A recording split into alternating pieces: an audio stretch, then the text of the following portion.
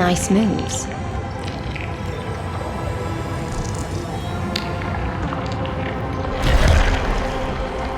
Light up the dark. We just washed it away, and here it comes again. The black tide is really no joke.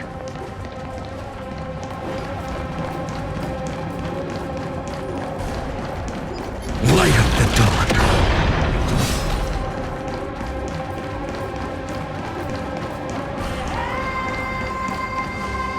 The waters end here. The one you seek is beyond this point. At last. I can meet with Her Majesty Saridra herself. Are there any formalities I need to observe? Don't kneel, don't do the hand-kissing or foot-kissing gestures of the old dynasty, and most of all, don't bow. The Imperator despises such rituals, especially when the heads of those taller than her bend beneath her crown. She really is down to earth. The second thing to note, only trusted ones may come near her.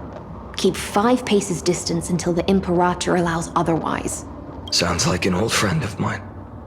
Well, experience is a good thing. Stay sharp, and you'll be just fine.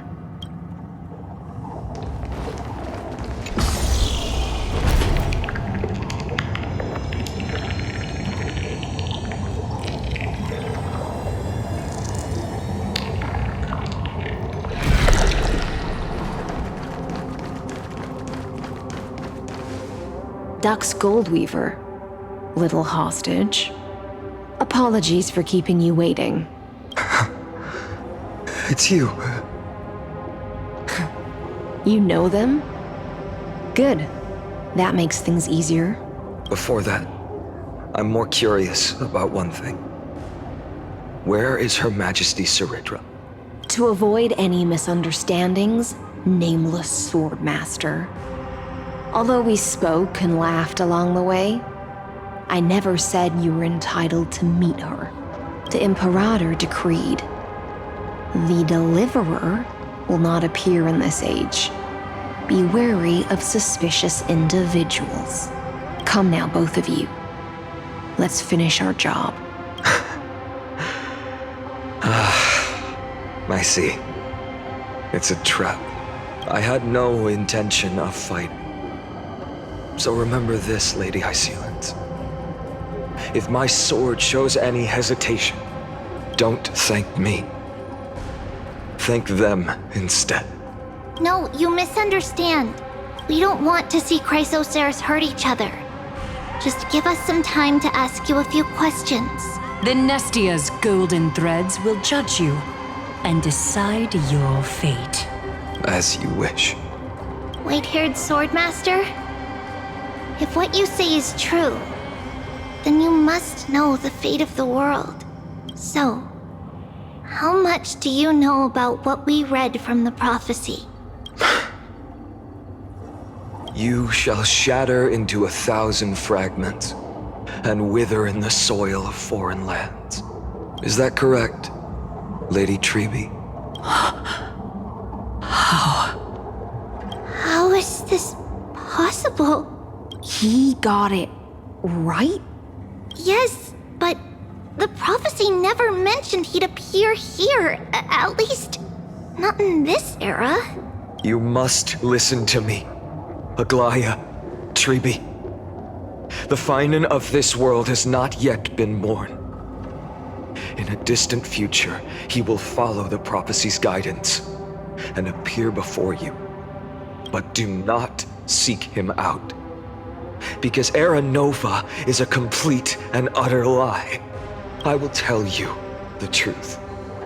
And you will understand why the world must forsake the prophecy and find another path to Era Nova. Because I know both of you. And I believe that no matter how the course of history may change, the faith we all share will always remain the same. And so, the layers of rock began to reverse, and history wove itself anew. Through my old acquaintances, I was given the chance to meet the leader of the Flame Chase journey, Saridra. And after a long and arduous negotiation, we came to an agreement. The Imperator's alliance needed the destruction, and I was ready to pour all my strength into it. The spoils of the flame chase, the core flames, would be sealed by my hand. But the condition was this. In the upcoming battle, in our conquest of the Earth, I had to prove that my power could transcend fate. In the original history, there was a brutal war. At the end, the Titankin of Georios, Terravox, killed the rampaging Titan and took the core flame that supported the Earth.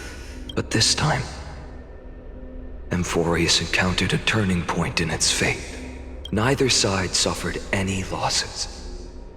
When I severed the Titan's head and raised the core flame high, the crowd gathered around the scorched remains of the god, roaring with joy, cheering for the hero of the destruction, who had ignited the faint spark of life for the first time. Yes, in that flickering light, the once dark path ahead seemed to become clear. I proved myself. And in the long years that followed, I brought down the other Titans, one by one. I could do more than just wait. When time resets, the chance to change the world also emerges from the lines of history, until finally, the brutal future revealed by Era Nova is reversed. But tell me, if that's truly the case, why are we doomed to the same outcome?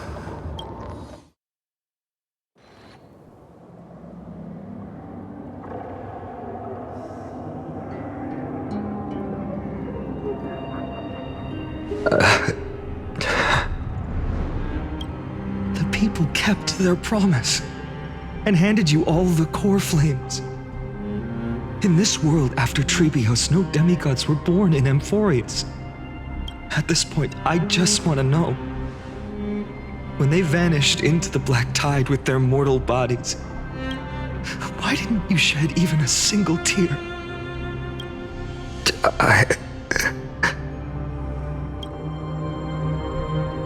Your indifference chills me. To you, were they just a bunch of insignificant footnotes? Sorrow has been my constant companion. In fact, with 12 core flames upon me, the fire in my heart has never been more violent. I'll remember this world through anger. As long as I burn, they'll never truly leave me. Perhaps it's already too late. But you're right. Anger, at this moment, is the only weapon I can rely on. So, draw your sword, Executioner. I'll make sure you realize that your greatest mistake was leaving me alive.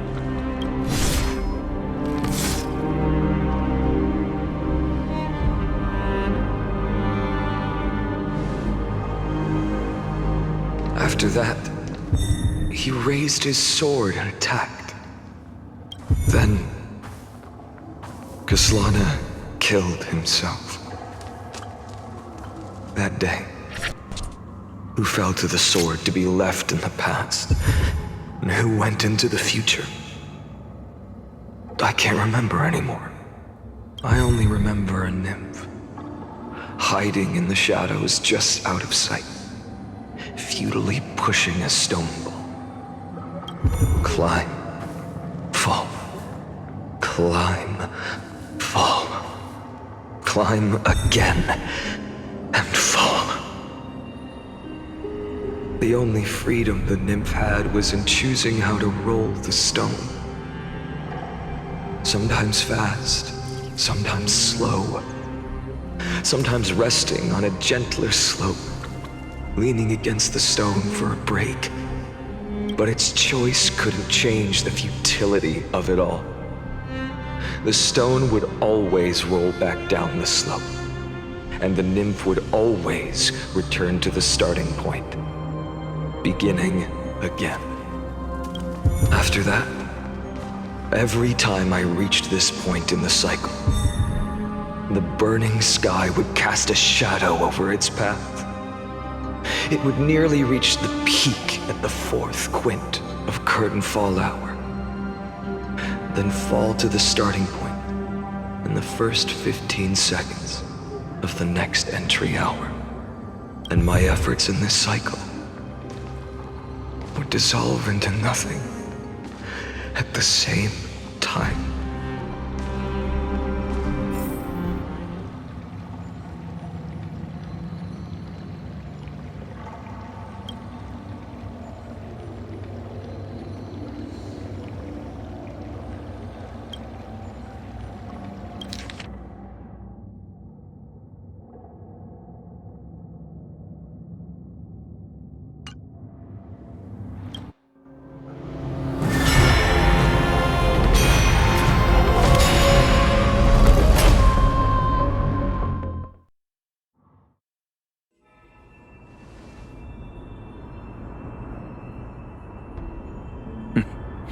Absolute nonsense.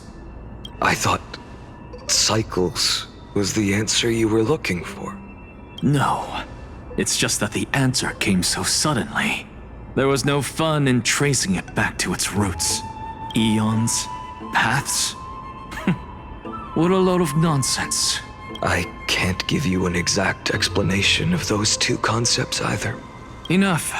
I'm just expressing my frustration. Don't you understand?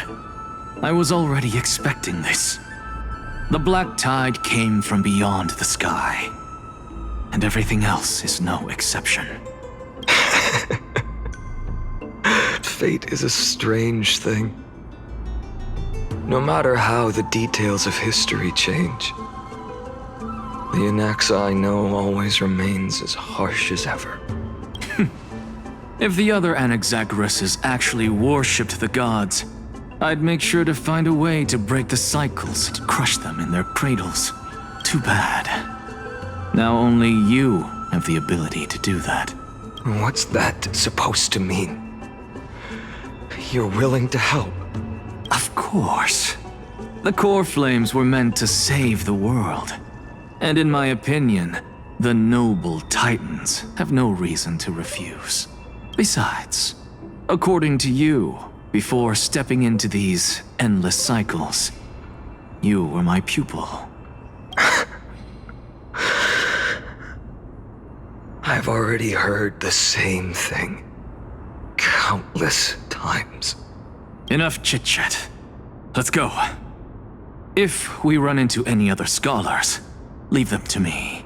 We've all made preparations for total annihilation. Never thought someone would step in to help. Light up the dawn. Light up the dawn. Light up the dawn. You've been to the Luminary Throne before, haven't you? If you're talking about in past cycles. You're already much luckier than the other students.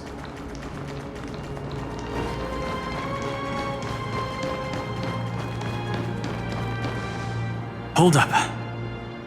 Keep your wits about you. Someone's watching us. Pretty boy, your eyesight's better than I thought. As for that false god who's been turning the world upside down, it's you, isn't it, white hair? You sure do love stealing the spotlight. In the name of the Seven Sages, I demand that you immediately step away from the Luminary Throne. This is the sacred ground of reason, and no one may desecrate it. Take my words back to Aglaya. I won't say the same thing twice, Catgirl. Oh my! You won't even call me the demigod of trickery. That is just heartbreaking. I have some words for you, too. First, as one of the most heretical blasphemers in the world, you have no right to lecture me. Second, this is none of your business, Grove Boy. Step aside. I don't want anyone getting hurt. Here we go. Again. Core flame thieves. You really think you can scare off a sage of the grove with nothing but empty threats? This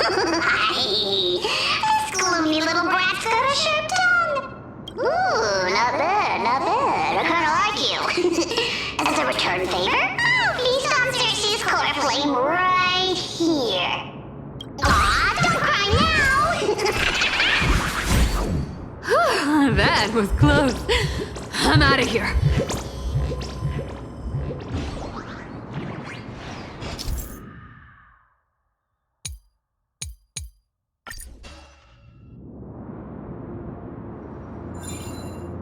They're exactly like all the past ones I've known. Cunning. And yet so naive. Sounds like you have a plan. Of course. When I first set out on the flame chase journey, Lady Treby never managed to teach me Orynyx's miracle. But along the way, I learned a thing or two. Where are you going? I don't know. The Venerationists' foolish inventions finally come in handy. How is this possible? You've arrived, Zacharias. Always so punctual. What? Do you know who I am? I'm running out of patience. So I'm not going to waste words. Listen up, spirit thief. Hand over the core flame, and let's pretend we never clashed. This way, you and this world can still be saved. Save? You sing better than any bard. If you ask me, you're the greatest disaster Emporius has ever known. No matter how strong you are, you're still just a mortal body. Carrying 12 core flames? Don't make me laugh. You'll just get consumed by the divine flames and drag this world down with you. 134. What? This is the 134th cycle I've lived through. And the number of core flames I carry is... 1,596. Yes. 1,000 core flames and just a single Chrysos heir. How is that even possible? I've come this far. And that's proof enough. But someday you will burn to the ground. Of course. The divine flames will eventually consume my eyes and blind me. But before that, they could still forge and sharpen Dawnmaker. Now when I cut open your stomach, you won't feel a thing. You... This is the final warning. Fine. Assume this world holds 100 million possibilities. And no matter how one looks at it, 99,999,999 of them all point to outcomes of certain destruction. Even so, I'll use my divine power, despised by the people of this world, to achieve that 1 in 100 million possibility. Bartolos! Brat, if you've got the guts, you'll have to first step over my dead body. Nice work!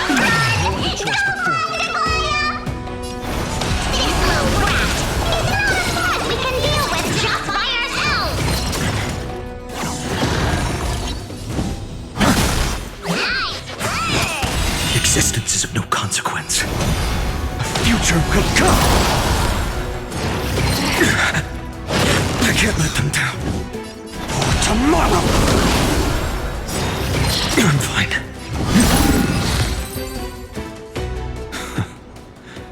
How absurd. In my memories, Zagreus always meets the same end. Over and over again. Their departure no longer stirs anything in my heart. This reason core flame before us is a fake. Obvious as day. I know. I know. It always plays out like this. The spirit thief covers for her, and the trickery demigod escapes with 2 core flames. And then, driven by defiance or hatred, she decides to stand before me once more, exactly like the countless past hers I've known. Cunning, yet so naive. Since you've witnessed the same scene play out countless times, tell me, will you carve the trickery core flame from my chest now? That depends on your attitude. At least so far, in the cycles where you've asked this question, the endings haven't been so cruel. Well, thank you for that. But I also believe that this time, you won't catch up to me. No one can catch up to me. I'm no longer running to escape anymore. Whether you believe me or not, I'll still tell you this. You've made the wrong decision. All right then. We'll see. Silence. This is new. One-eyed boy.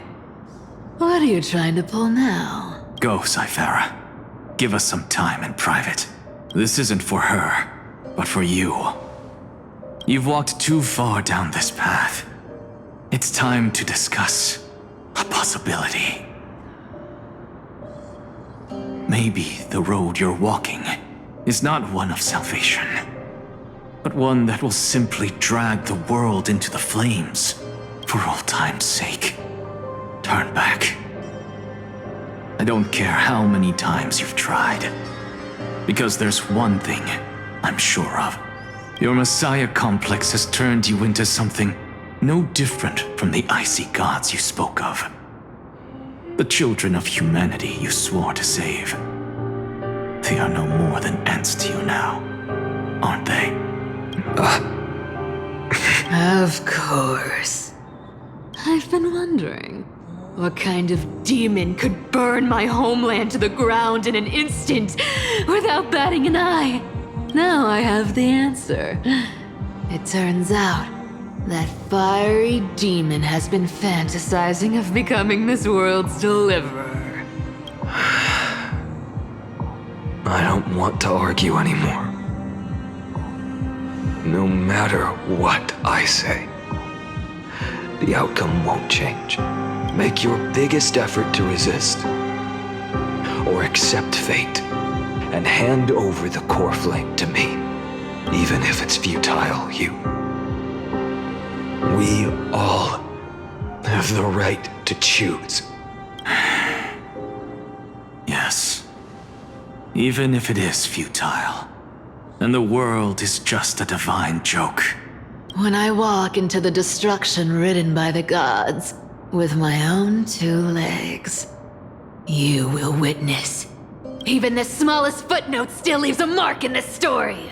And so, at the end of the 134th cycle, the Traveler and the Scholar fulfilled their fates once again.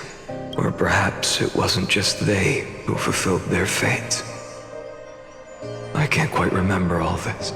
In the endless darkness, for no reason, a voice always lingered by my ear. Losses are a constant on the flame chase journey. among which even life itself holds little value.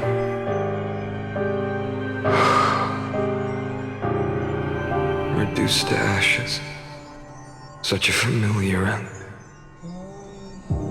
It happens in every journey. Always the same.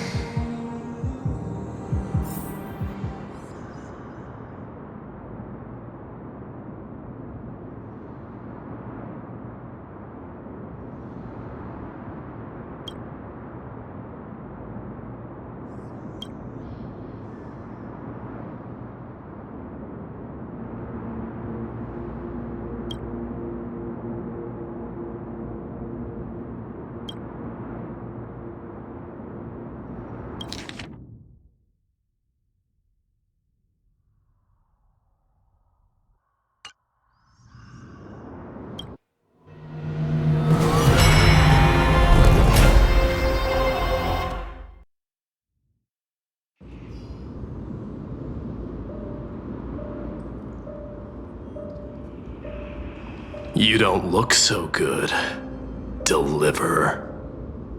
Even after going through 108,642 cycles. Mighty, your name for me has never changed. Why do you sound so pleased? It's a derogatory name. Yeah, I know all too well. You only meant it sincerely in the first cycle. After that one and only time we walked side by side. Every time since. It always ends up like this. Dawnmaker will stab you through your 10th thoracic vertebra. That's your weak spot, and the only way to kill you. Interesting. Tell me, when the mighty Moses of the past faced you, did they ever retreat? Never. Then they died honorably, worthy of the name of Strife. But there's still tenderness in your eyes. How pathetic. I have to remember how this feels. Remember that I was once human. Or else the destruction will completely consume me.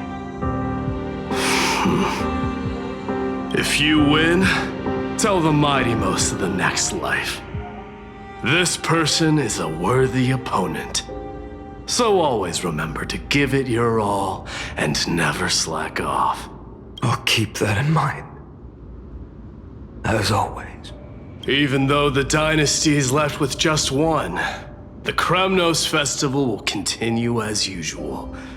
I, the king of the Kremnoan Legion, will host the final feast in the center of this arena, and the prize will be the flames of strife. One day, you shall die with a wound in your back. That's what I saw when I overcame the trial.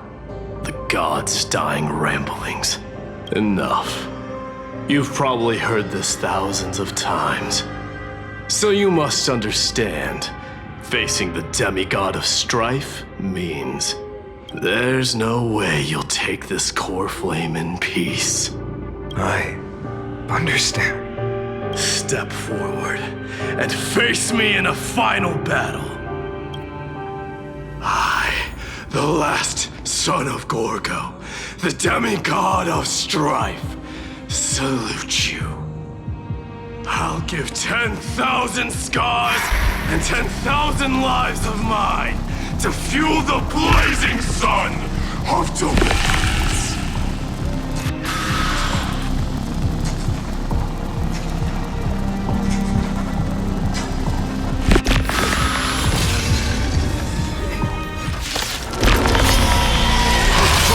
Martyrs, behold!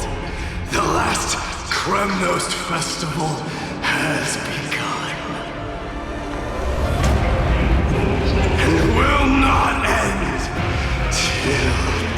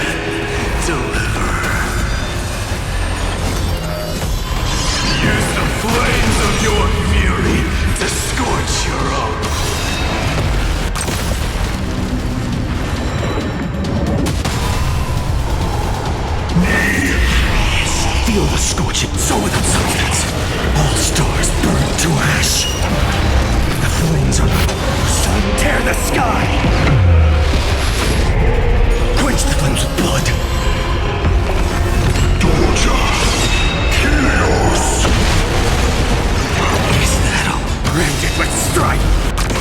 I'll never yield to fate. Empty shell! So without substance. Hail the new dawn! Mightimos. Let strife decide the outcome. Let this burn.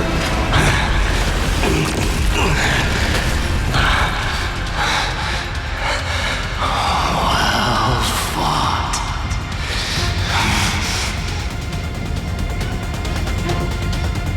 You may crown yourself my blood.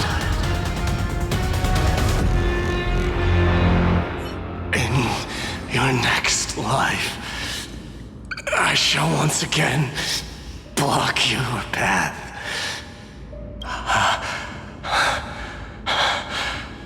Deliver. I wish you eternal victory. The 108,642nd core flame of strife fell into the fire. Yet the shadows of the black tide still loomed, and pain and despair spread across distant lands. The blaze was still not enough. It had to be fed, even if it meant burning this body to ash.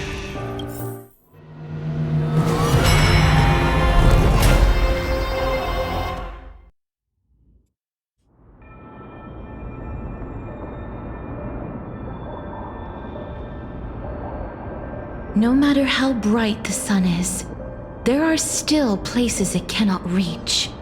Moreover, the sun you bear is both cold and blinding. A sun like that surely cannot bring warmth to the nether realm of the next life. Golden blood is born from the destruction.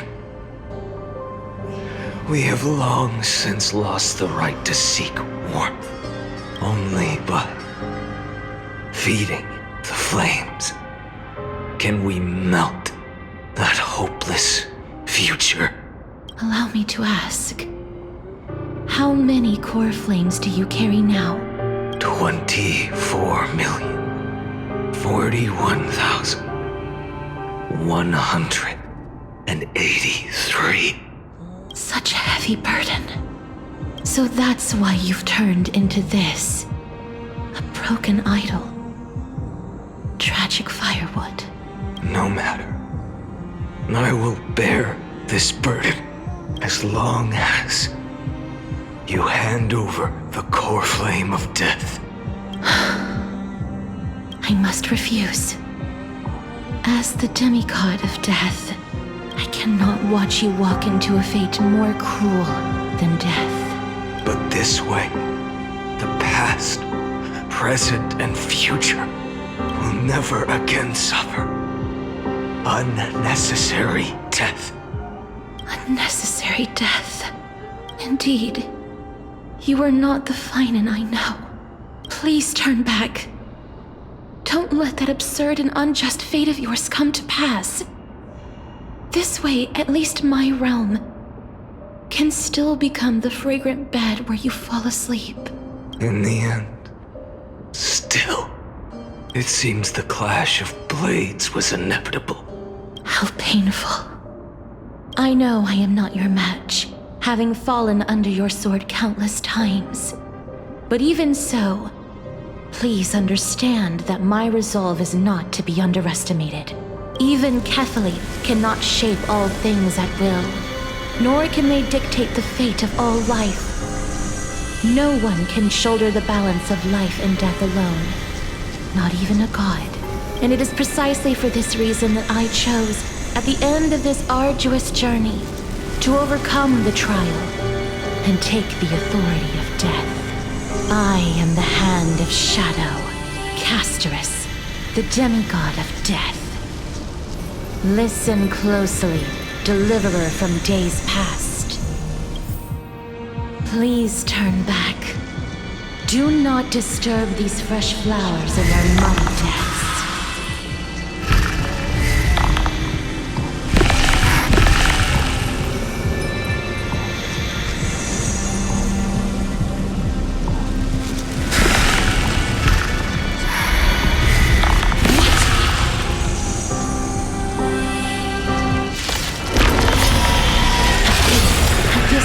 crossroads of life and death. The giant dragon is but a shattered shell. Yet I will still fight, defending what hope remains. I'm fine. It's time to temper myself. Future will come. I'm fine. I ask you to rest here! I must transform my soul into a raging fire. All of this. How is it any different from that brutal future? So without substance. Empty shell. Is that all? Hail the new dawn!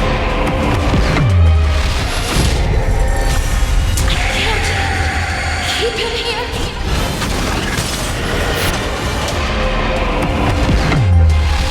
All stars burn to ash. Empty shell. Even if I can't win, I must try.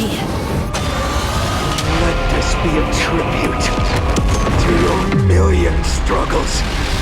Wake up, lost one. See that the firelight in the darkness is not.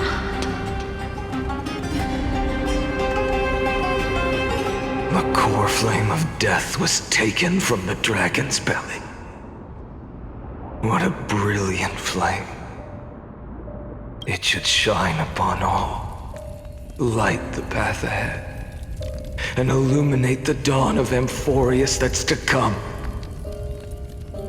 2,003,432 cycles. 24,041,184 core flames. As if even the deepest abyss of primordial chaos could be burned away.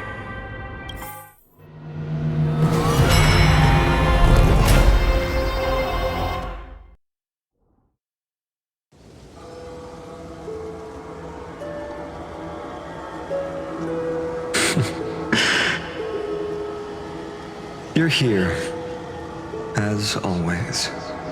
You're still lingering, deep within me, never fading away. Because you haven't completely abandoned hope. Am I right? You're still waiting for a miracle. For the true hero to come and save us. If that thread of hope exists, it must come from beyond this world. From the true starry sky. But if it's just a traveler with no connection to Amphorius, they may not understand our struggles, nor be willing to join this fight. Your thoughts are wavering. The mark of destruction is deepening. But even within the gods' cold calculations, unconditional courage and goodwill still emerge. So, never forget what set you on this path. How many times has it been? Remind me again. My memory is a bit fuzzy. 4 million. Exactly. Then that blaze inside of you must be burning hotter than ever. Yes. When I first forged the 12 core flames into one, I had the same impression. The destruction. A power unlike anything before surged within me. Violent flames ready to tear my body apart and consume this world, this wretched prison. I thought that was it. The ultimate power which nothing could surpass. And yet no. This fragile body holds a staggering 48 million core flames. I I suppose it won't be long.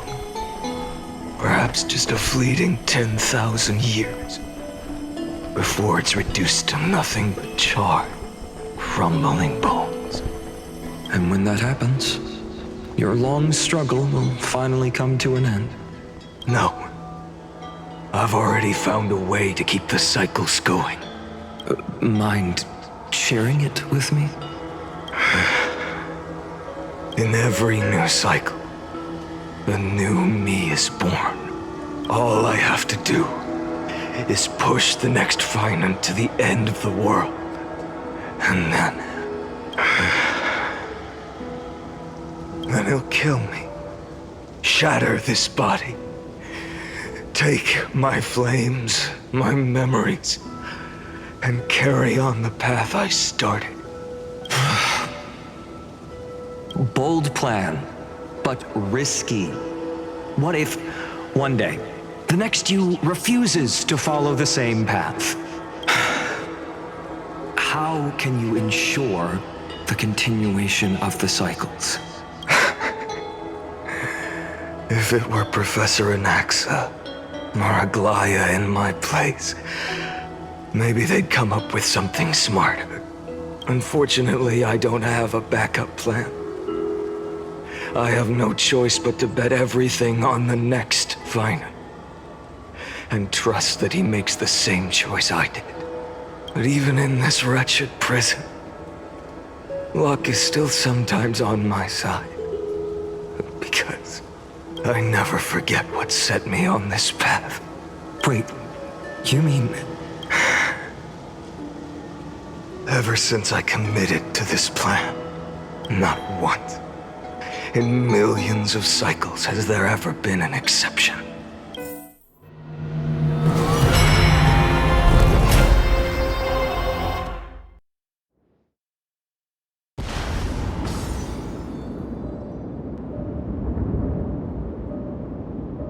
I can do this, Lord Finite, as the demigod of the sky, a healer of Twilight Courtyard.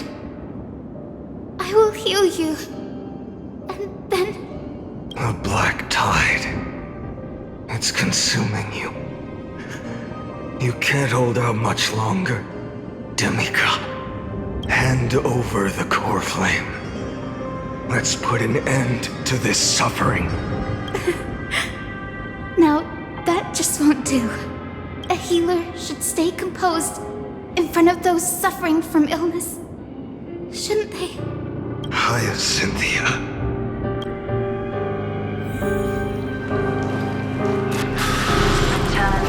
I swear, your deaths won't be in vain. Just as they have never been. Bring tomorrow to this world. The sunrise. Finish the sun's work. Jesus. I believe in you. You are the Chrysos heir of world bearing. The one who can lead us. Lead this world. It's just... I don't understand. Within the sun upon your shoulders, the part of that warmth that should come from you, from an ordinary person. It's so faint. My humanity is indeed just a flicker, compared to the blazing fire of divinity. Even so, don't cast it away. I never have. I have kept everyone's wishes close to my heart. Even though the divine fire burns so fiercely that every time I return to the start, it devours me in an instant.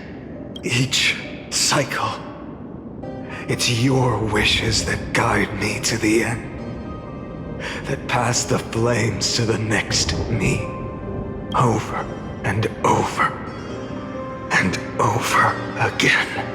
So, you're not just a lone spark in the dark.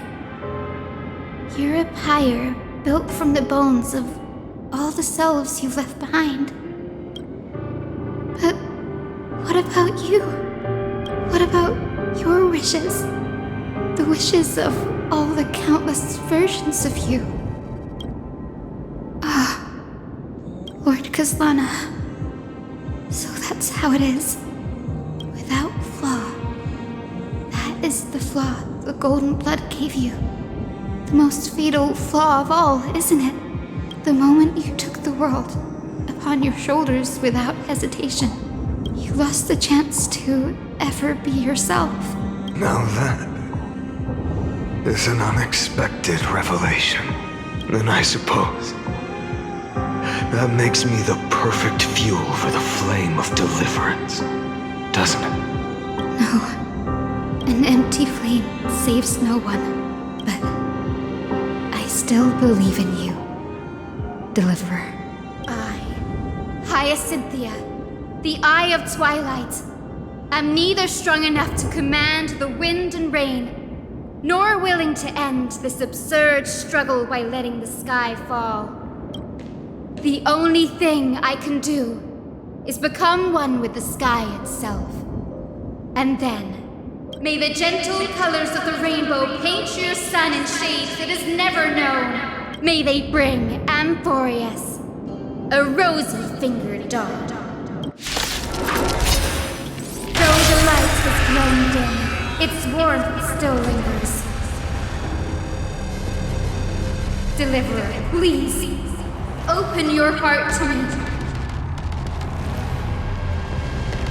No matter.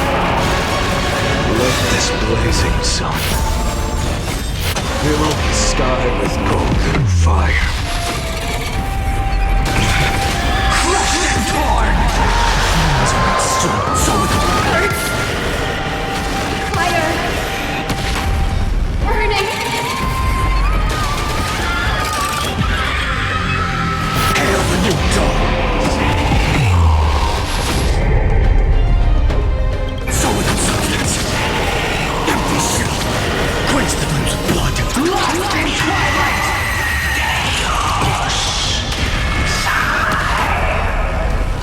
Her agony! Let the sky merge with all this world's suffering.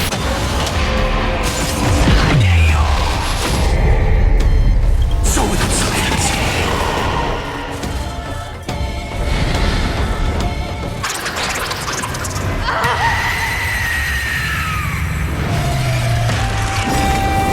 Farewell, Hyacinthia.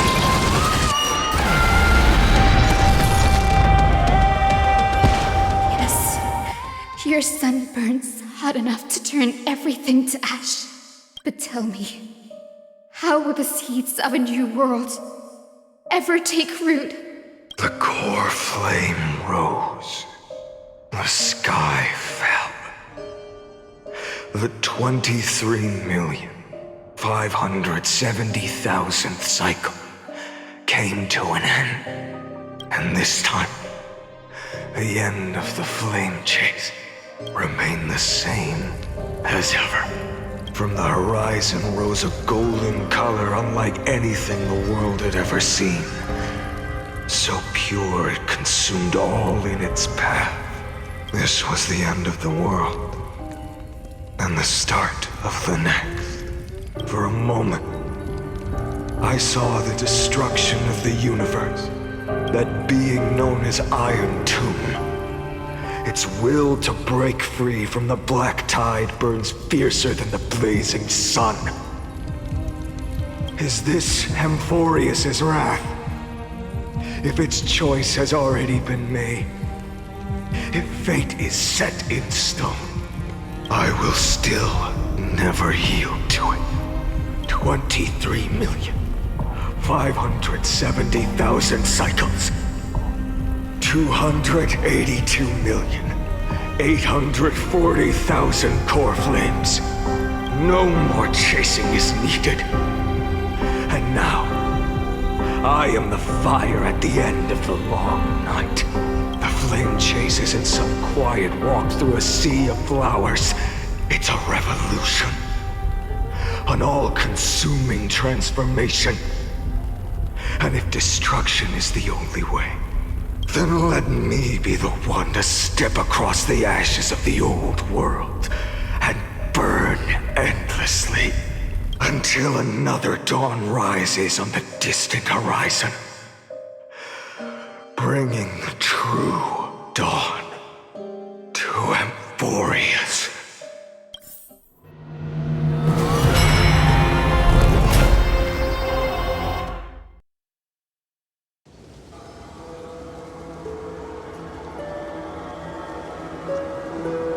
$33,550,337. This is the cycle you're about to enter. Countless memories are flooding in.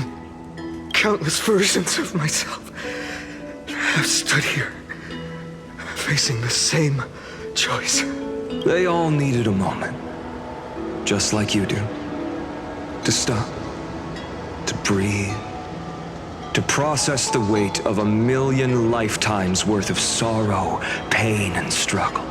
And just like them, you will carry those memories and that fire into the chaos of rebirth. I must go and bear this burden. I must say goodbye to you, and then fight the destruction with destruction. Yes, that's always the decision you make. I will burn and fade away. I will become the flame reaver of this life and keep my promise to Cyrene. I will kill gods and comrades alike and steal the core flames. And even if my mind turns to ash along with my body, I will keep my purpose in mind. I will stop Era Nova. I will find the next me and make him carry on this futile endeavor of 30 million lifetimes. Looks like you're ready. Then I should be going too. Where are you going? You only exist in my heart. There's nowhere else for you to go. Do you remember what she said? The dreams you had as children. The deliverer in the prophecies. A real, living, breathing person. You finally found him. Friend. I see. You were there all along. I'm sorry. I was supposed to send you home. This is my flame chase journey. You were never meant to be a part of it. No. You know the truth. If Iron Tomb is born from Amphorius' fate, then it will bring ruin to the worlds beyond the sky. And all these countless lifetimes you've spent, it's all been for the sake of defying that end, hasn't it?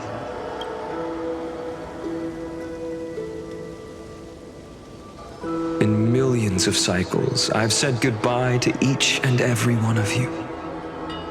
Yet nothing ever changes. Each time we speak, our words grow fewer.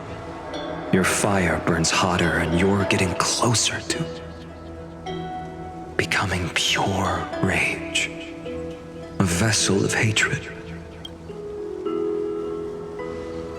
I never had a choice. I understand. If you are to keep the worst fate from unfolding, this is the only path. But this time, things are different. Your persistence has shifted the tide. On the horizon, I see it. Faint but undeniable. The shape of dawn, breaking through the eternal night.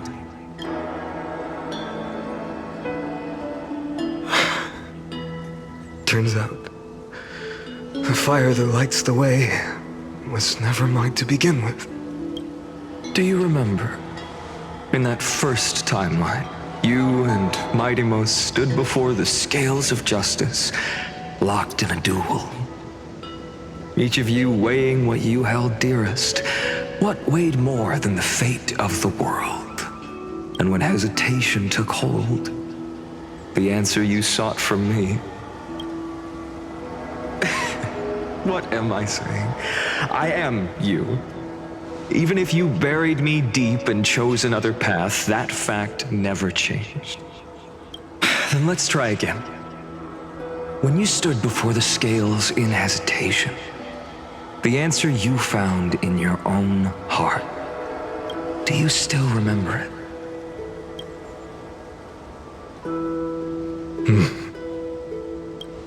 Remember the past and become the hero of tomorrow. What weighs more than the fate of the world is the resolve to shoulder an immutable past and carry it into the future. Good. Then Trailblazer, my friend, my comrade, you arrived in this strange world and were bound by its cruel fate up till this very moment. In the face of danger, you never once backed down. Instead, you've saved world after world without hesitation. That boarding pass on your chest is now the mark of a hero. If I choose to step through that door and embrace an end fitting of the destruction, let this sun forged from millions and millions of core flames burn me up along with the god of destruction and their minions. Then the world we leave behind, this world, my home, where hope still lingers. Will you take on everything we've carried? Return to the beginning one last time. Stop the birth of Iron Tomb, save the world we love, and rewrite its doomed fate.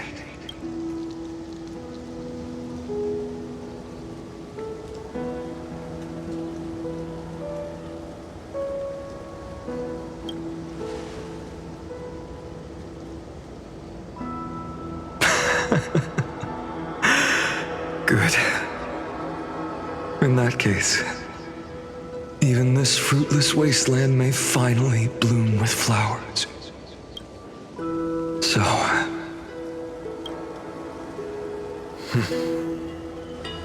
if he takes on the weight of the whole world, I'll be able to walk further down the path of deliverance than a fire that only knows how to burn. One will step into the future.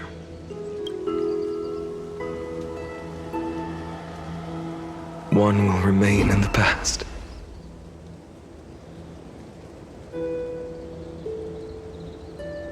If I can strike down the gods with Dawnmaker, perhaps fate's deadlock can be broken. And if you can stop Iron Tomb from ever being born, then these 30 million cycles will have not been in vain.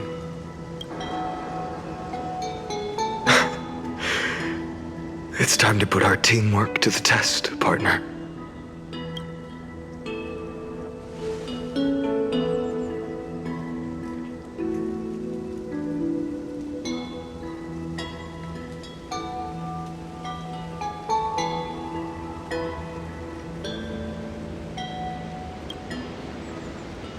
Thank you for all you've done already, friend. The image of the hero I've buried deep in my heart finally steps into the light. Here, at the end of this long flame chase journey.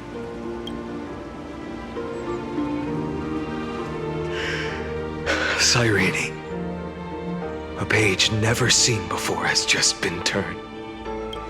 Lend me the power of time, and send this hero back to the origin of time. Back to your side. And I will walk the unfinished path, just like the countless versions of me before. unwavering as always.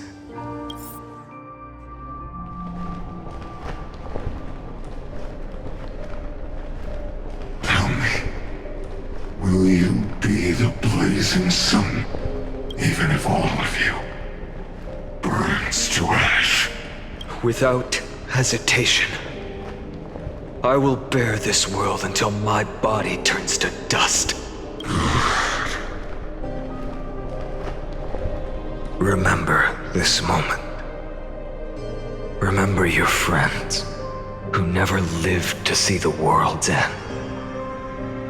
Remember their final wishes, and let the purest rage in your heart rise out of those wishes. Let it consume you, fuel you, until it burns away the false sky above. Fine. If I can defy fate, then in the name of world-bearing, I promise you, Kefali will never forget this. Take it.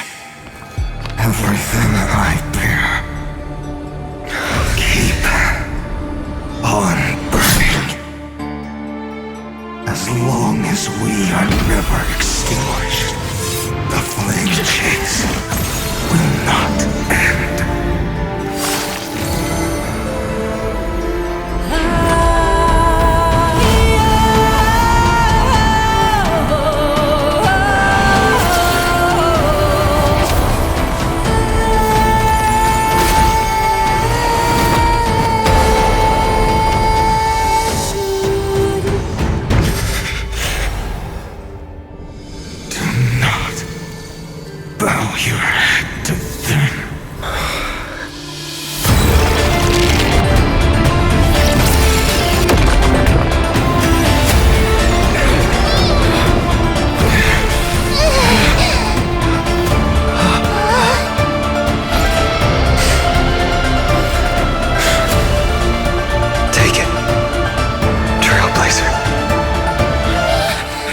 May this blood be like gold, and never tarnish.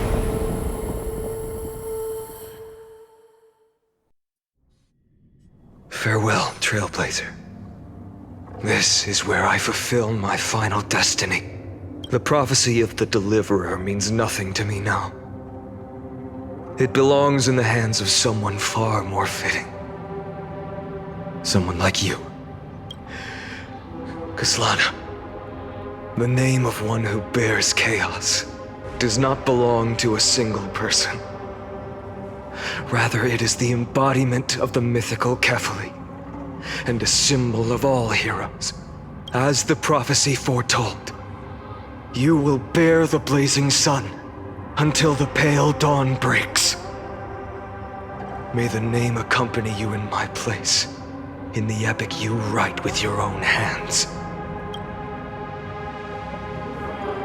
Another attempt, another failure. I won't remind you how many times you've reached the end of history. But I will still place the choice before you. If you've lost count, let me tell you. This is the 33,550,336th ending.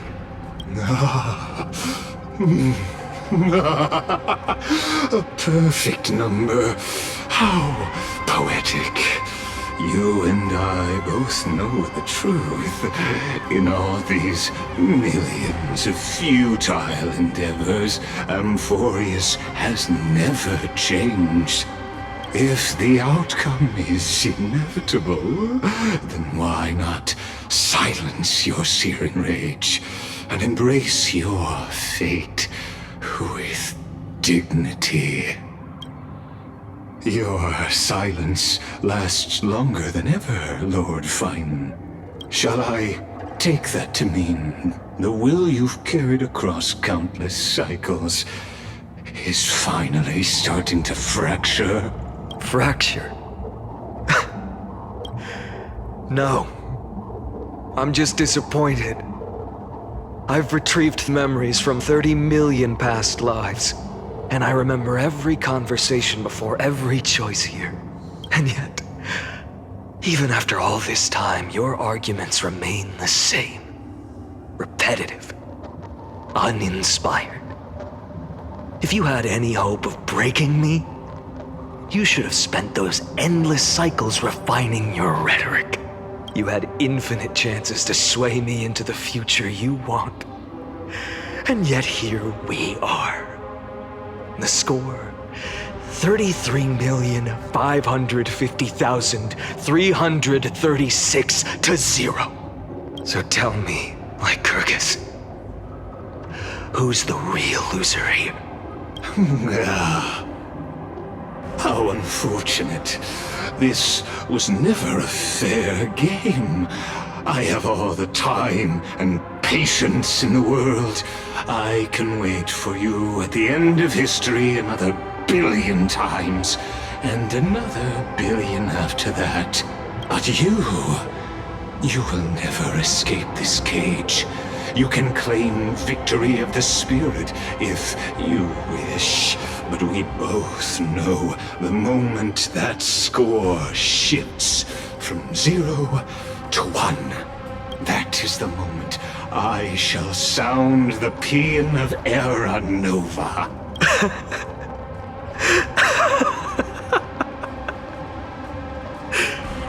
Lord Farnham. Your incompetence disappoints me. But what truly makes me laugh is your utter lack of self-awareness. Think about it. In this story, who is truly the one in chains? Who is the one shackled to mindless vengeance, mistaking courage, the courage to rebel against the gods, for foolishness? You... Perhaps you're right. Maybe I should have tired of this futile struggle long ago. But even so, I will never accept the mercy of your release. Because you are both a prisoner to the gods and to me. And tell me, what right does a mere prisoner have to speak of fate and choice? What right does a mere prisoner have to look upon my fury?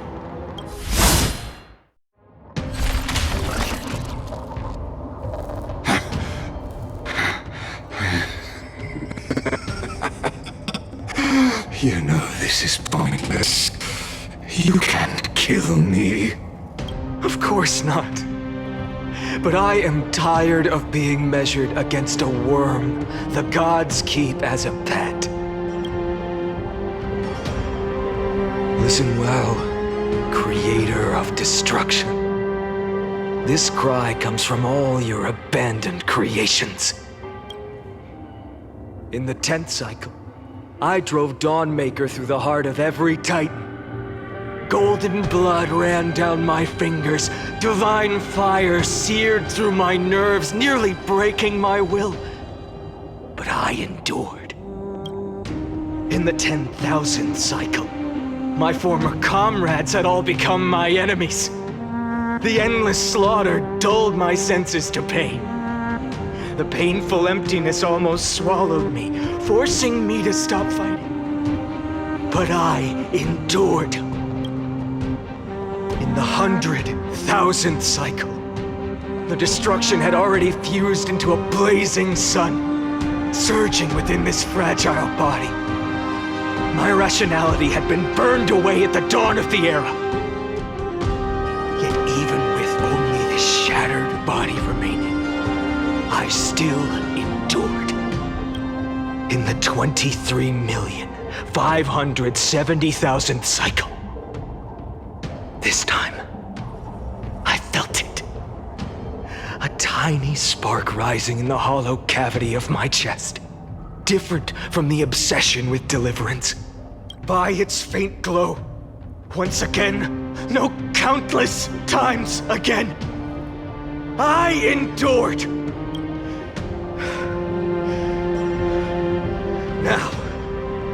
sun is about to fall. Ready to incinerate this absurd space-time dimension in an instant. That sun is me. All the countless versions of me from the past, along with my countless brethren, dragged into existence against their will, drowning again and again in your golden blood. The very essence of this world's suffering and despair, fused into the purest hatred, the fiercest rage. Nanook, you arrogant fool! You think we were born to only serve as fuel for the fire? Fine then! Just as you wish, let the fire burn! If I was born as the blazing sun of destruction, then let you and your lackeys be the flares erupting from my core. And let this rage, burning futilely for 30 million epochs, engulf everything. Grant you a dawn where all stars burn to ash.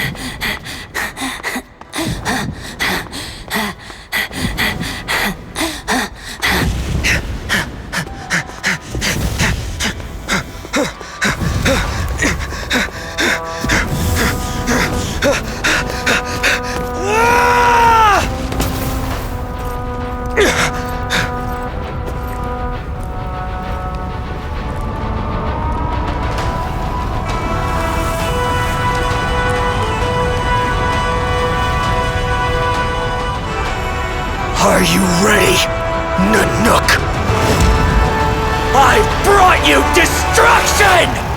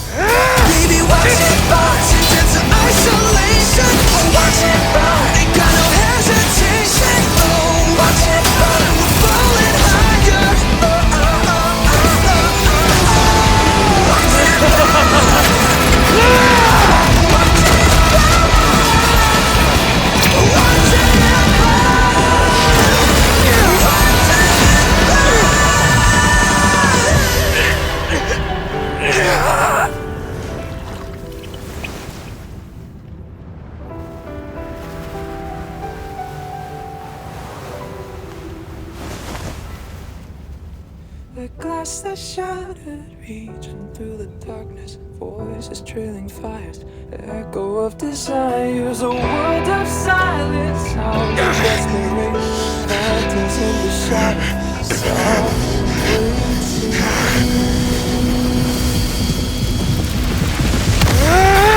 tear it down, embrace the detonation, craving our damn creation, breaking a chain and reaching for you.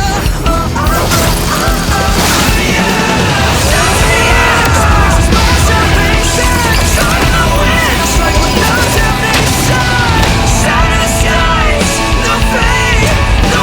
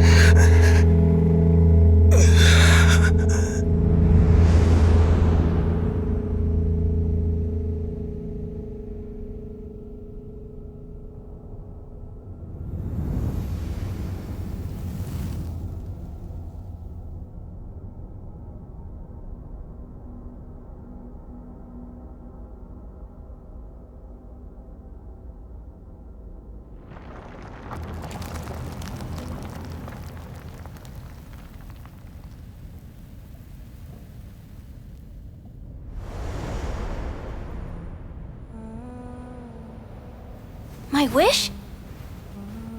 My wish is to fulfill everyone else's wishes.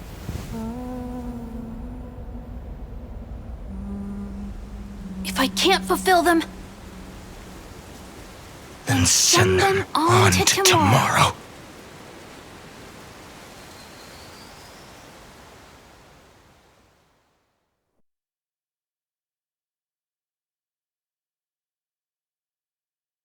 Your heart harbors wrath.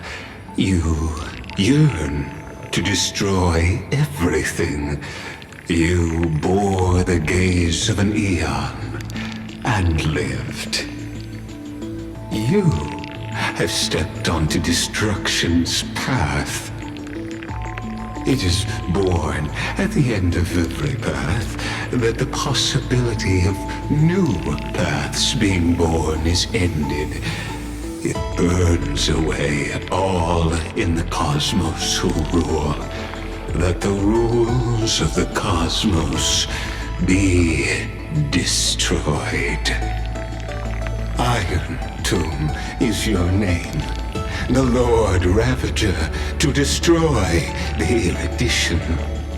Born in the experimental grounds of eons, Amphorius, destined with erudition to burn to cinders. I have prepared a present for you, Nikos 864.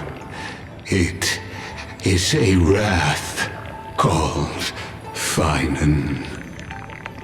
From the beginning of the experiment, there were 12 sets of factors incorporated into the calculations. After endless simulations, only this one rose above the rest. After 33,550,336 iterations, now his fury has grown to be without equal. This is a matter of considerable interest to me. This pure hatred is the final root of the equation. But there is another variable, the nameless from beyond the sky, also a pathstrider of destruction. I give thanks for his arrival, allowing Amphorius to turn once more.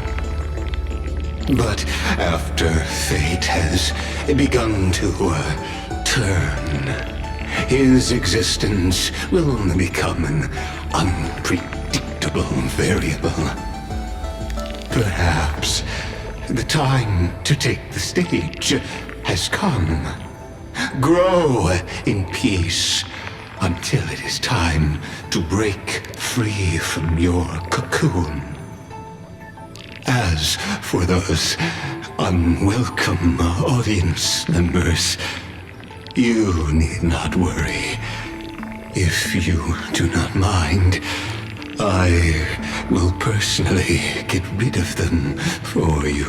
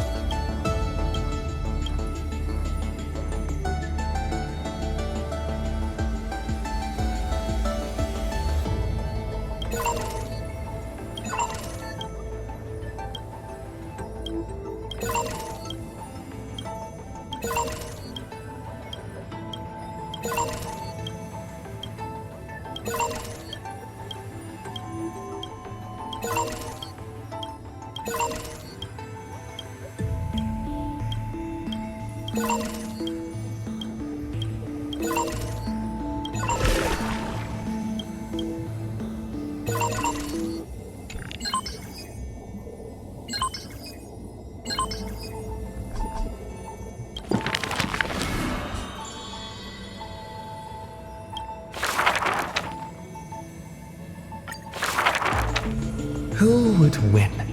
A young girl emerging from her sheath and showing her edge, or a tyrant who has emerged victorious from 100 battles? The black and white legions squared off on the battlefield, golden and crimson blood converging into a coursing river. The leader herself actually dares to step forth and face peril? The tyrant charged toward the exposed gap in the king's flank, and instantly fell into a trap of raging flames and iron rain. On the board, the king too is but a chess piece. If the king does not lead, how would any dare to follow? She lifted the king of the crystal pieces high, as though proclaiming the ascension of a new king. Who would win? The holy city that has stood for 1,000 years, or the foreign city-states invading from 1,000 miles away? Hollow hatred ignited the flames of war. The besieged walls of dawn tottered. Only a miracle can save us now. The cowardly elders barred themselves behind closed doors, while the trembling citizenry knelt and prayed. There is no need to panic. The miracle is already here. Under the banners dancing like waves, the burning crown shone bright as the wheeling constellations. Who would win? The general who saved the city, or the high and mighty with their privileged authority? The guillotine fell, severing the elder's life. The whispers dissipated, and the scales of victory tipped. From this day forth, I shall bring justice to the holy city. The people cried out her name and knelt in reverence, but were stopped by the sound of the scepter of authority striking the ground. Do not lower your heads beneath my crown. This was the first and also the only Imperator. Who would win? The heroes bursting with ambition, or the omnipotent gods?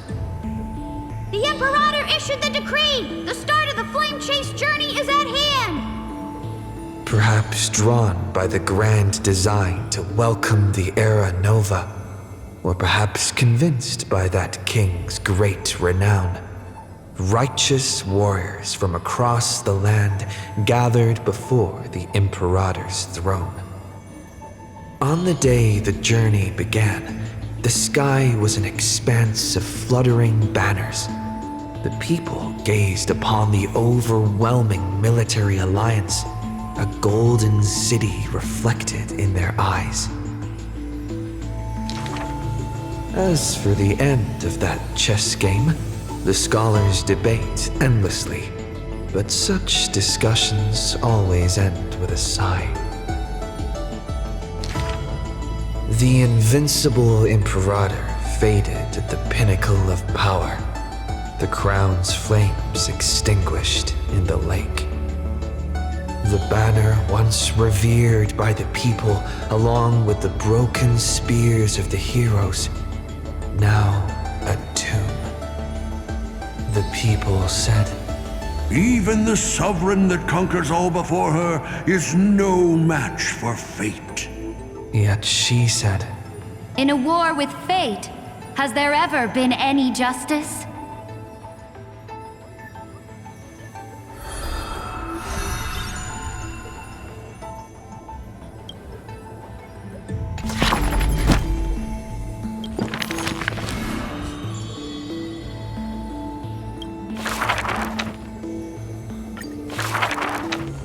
The gates of the Temple of the Three Fates gently open on the day of prayer, and the crowd crouched, whispering like the tide.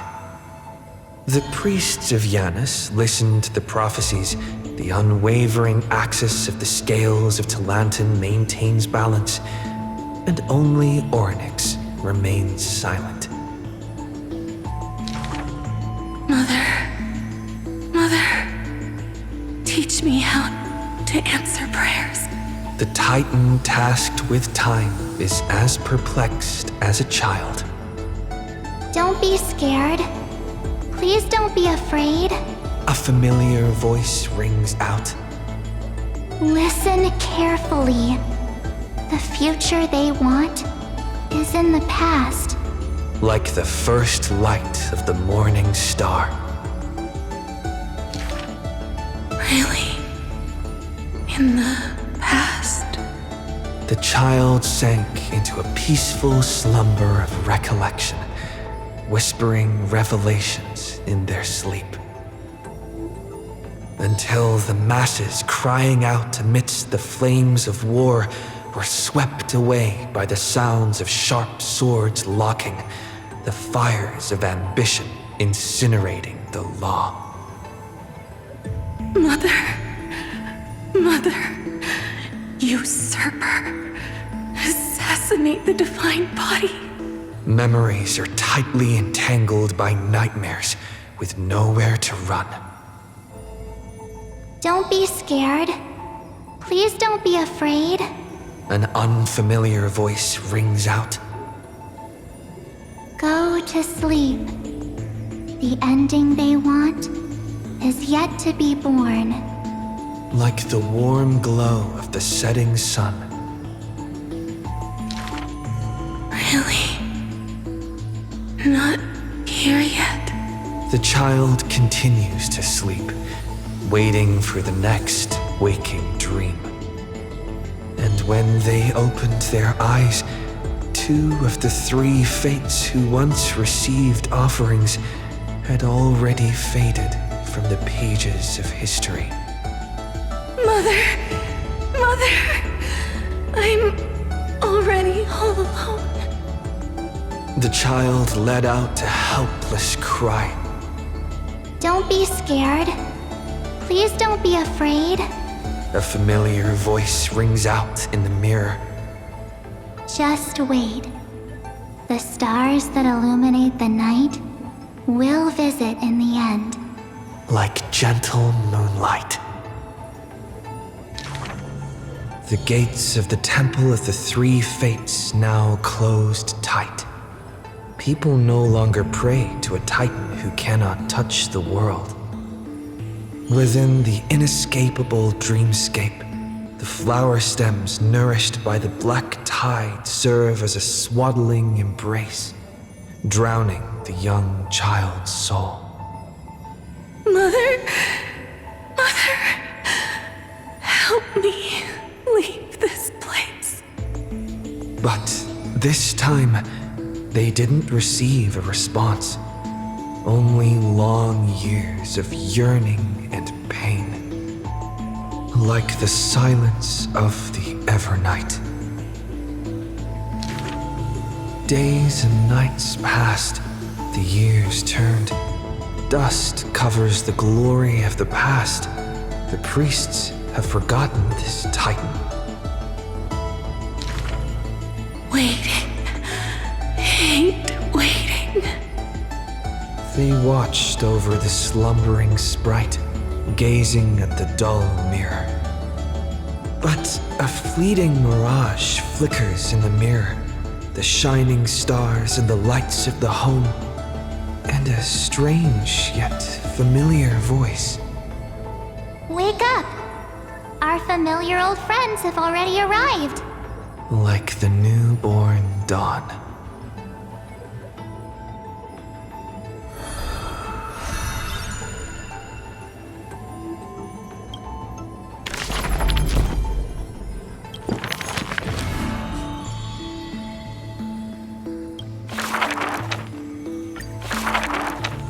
The ancient chaos was shrouded in silence and shadow, the giant dragon's offspring was born from the earth.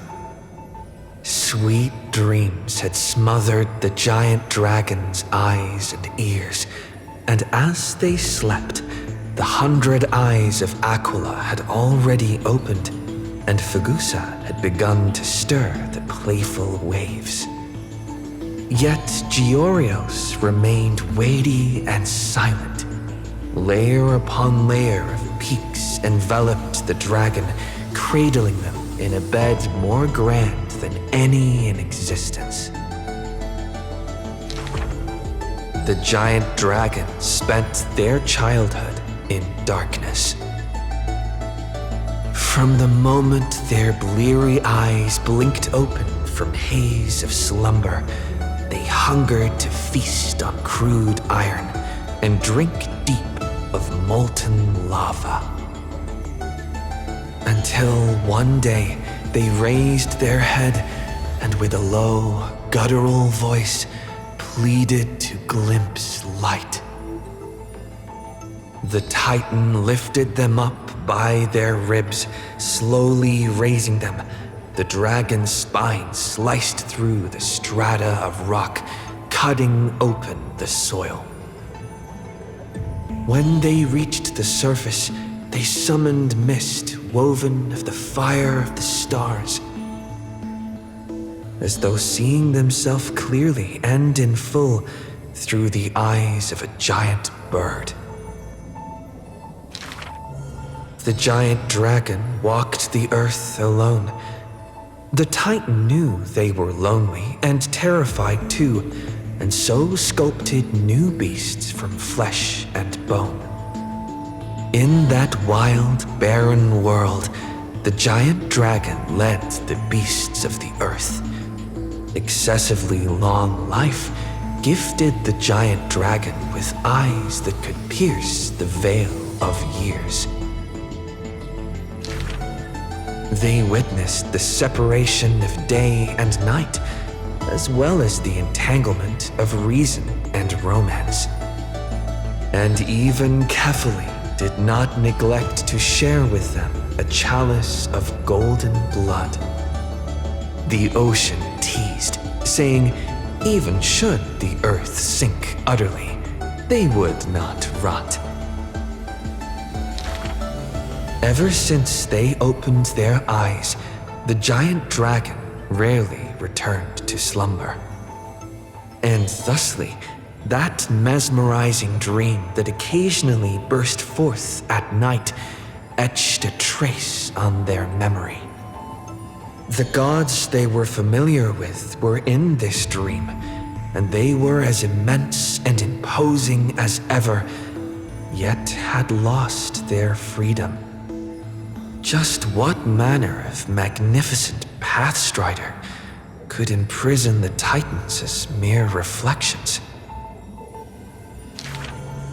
The giant dragon dreamed also of their own path, that great breath from the heavens, or perhaps from beyond even the heavens. They dreamed of silver shards amongst the stars, reflecting the form of another giant dragon. That great cerulean dragon approached Amphorius, the distant whispers roiling, becoming a roar engraved in the earth. They recognized the meaning in that low roar, its name, permanence.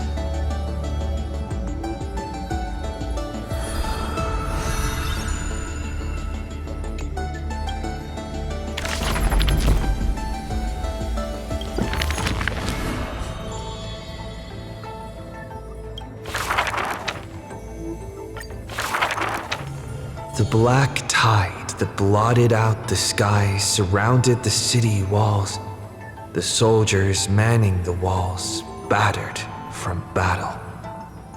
Melodious chords of music were suddenly heard. A single swordmaster had overcome the waves of enemies. The song flowed from betwixt the blades, breaking through formations as a dorsal fin cleaving the waves. When the last wicked beast finally fell, shattered into pieces amidst the sword's dance, the frost blade bore no trace of blood. The legions of heroes under my command are as vast as the sea, yet lack a formidable sword banner. The commander extended a hand, inviting the musician to join. Should a fish separated from its school glimpse a faint glow, it will swim toward the light.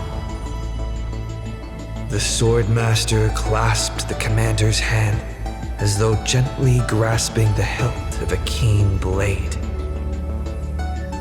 When the spray of her waves extinguished the fires of war from the holy city, a golden name was engraved upon the stone pillars. The former commander burned the crown to become king. High Sealands, brave in battle, triumphant in command, I grant you the title Dux Gladiorum. Let us all forge ahead together. During the banquet after the battle, the weaver tailored for her a splendid dress, and the commander poured her honey brew. Her golden-blooded comrades gathered about her, chanting her new name, urging her to play that splendid music. The candlelight danced and mingled with flowing drink, swords and song ringing out in unison. Yet none knew that was once a lonely melody from the deep sea.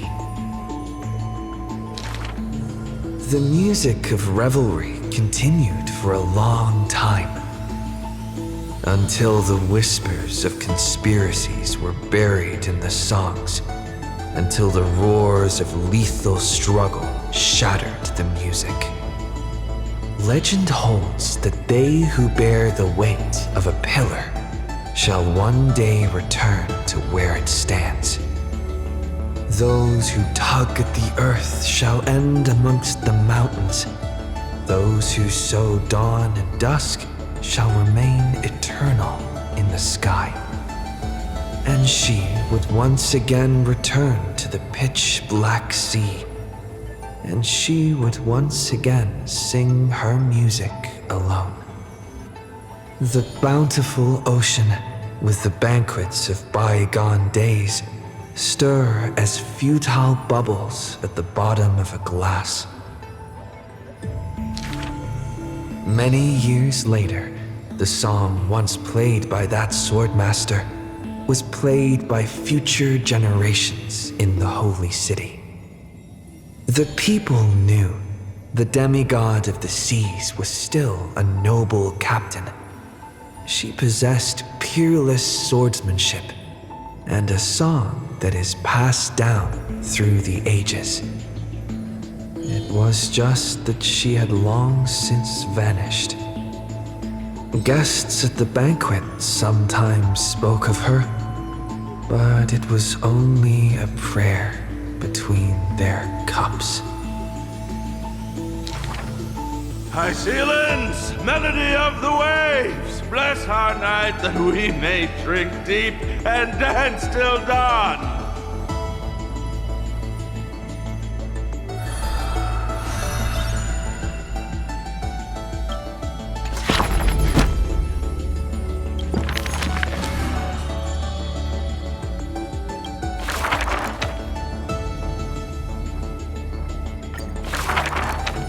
On that day, the dawn promised by the Sky Father shattered in haste as the black tide surged, breaking through the walls with relentless grace. In a quaint yet exquisite courtyard, two bitter foes meet at journey's end, their fates entwined in fate's regard. With no escape, no road behind, they trade a weary smile in kind. Together they gaze at the heavens of fire. If I can ever see the faint light again and stay alive. Then, Outlander Nemesis, you I will forgive. Not long ago, as the romantic demigod closed her eyes, the girl bottled her tears in sorrow and once more opened the dim-lit garden wide. Two figures step into the courtyard's gate. A general of Krymnos, her body torn, by vengeance bound, by fury swayed. A noble of the holy city, once wrapped in gold, now haunted by a fate betrayed. A simple injury, or so the girl believed, yet the two women met with scorn, their words like blades. Because their children fled in love's embrace, while bloodied pasts left scars in place. A feud unbroken by countless years, a chasm carved by blood and spears. This was a sickness beyond the girl's touch. Just do your duty as a healer, girl. Family feuds are like sunlight and storm clouds. They cannot mend. At last, the girl saw it clear. The courtyard's birth, in days of yore, was born to mend the rift of dusk and dawn. Then I will make every effort to have you cast aside your difference in this faint light. Before long, the general's wounds were healed, and the noble's worries gently repealed. Yet when their gazes met once more, the loathing within remained unswayed. The girl then spoke the tale of her skykin, of a grandmother's sacrifice, a father's flight from within, of ancestors who descended, leaving their feud behind. Their hands in hers, she held them tight, yet flames of hatred burned too bright. She did not waver or despair. She just smiled and gazed upon the sky. I will use my own fate to prove to you. The courtyard, once bright, lay steeped in night. Hanging blossoms and wind chimes all swallowed by the black tide. The general raised her spear for the noble's sake, while the noble whispered prayers for the general, gentle as a lake. If I can ever see the faint light again and stay alive. Then, Outlander Nemesis, you I will forgive. The death they awaited never came. Instead, a cascade of colors fell from the heavens, simply there, protecting them both.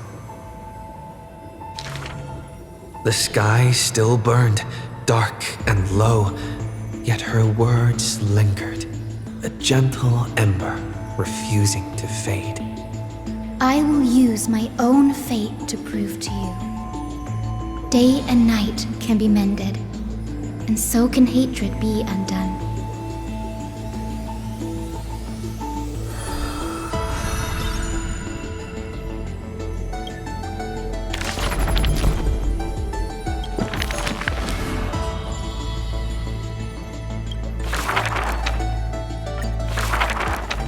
Sky Castrum, its ruins like a blind and weary eye, gazes upon the earth in its dying sight. Alone, the girl remained upon the battlefield. No time to shy from the searing gold, no will to wear her usual smile. She fought her way to destiny's edge. Of the crumbled mural, but one piece endured. A corner betraying the day thunder night, dazzling in blaze. She placed her hand upon the mural, pain seared through skin and bone, as the picture claimed her within its lines. Nothing is mightier than the sky. It holds countless wonders within its clouds, and each opening and closing of the eyes brings dawn and dusk. In that painted world, the girl Celiosi's eyes glowed, watching her father, steel-clad and unyielding, cross the land beneath the searing sun. But the girl known as Hyacinth recalled her father's fragile light in the dark, the journeys into lands unknown, marked by endless sunlit days and restless winds. The sky is the gentlest of all. It watches over all things with compassion, showering them with soft rain and morning light. And yet, the sky remains so cold.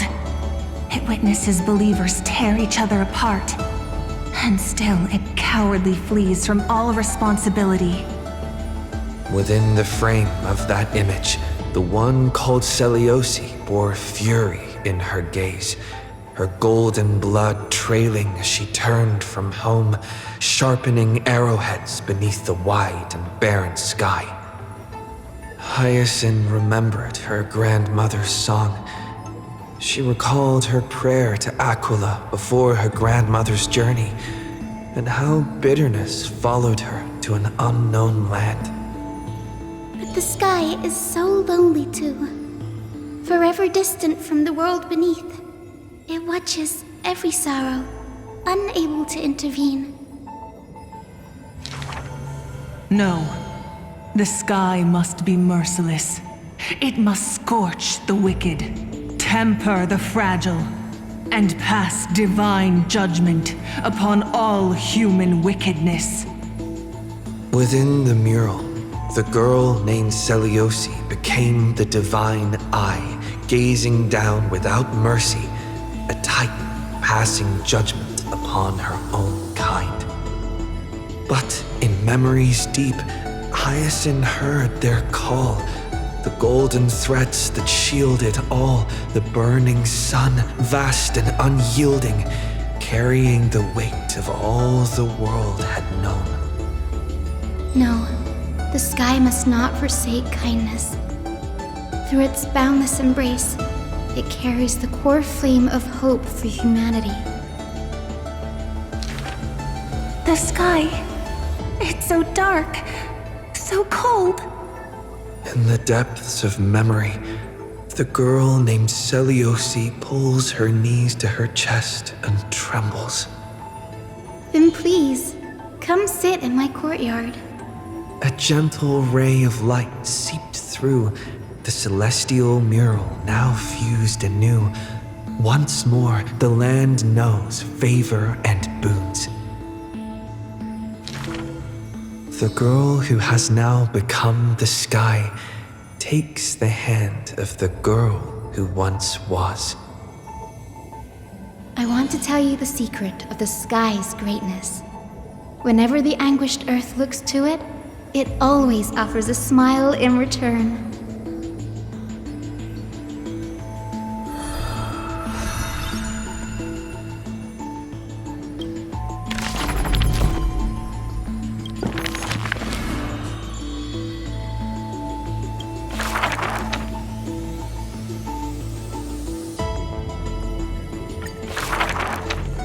Final?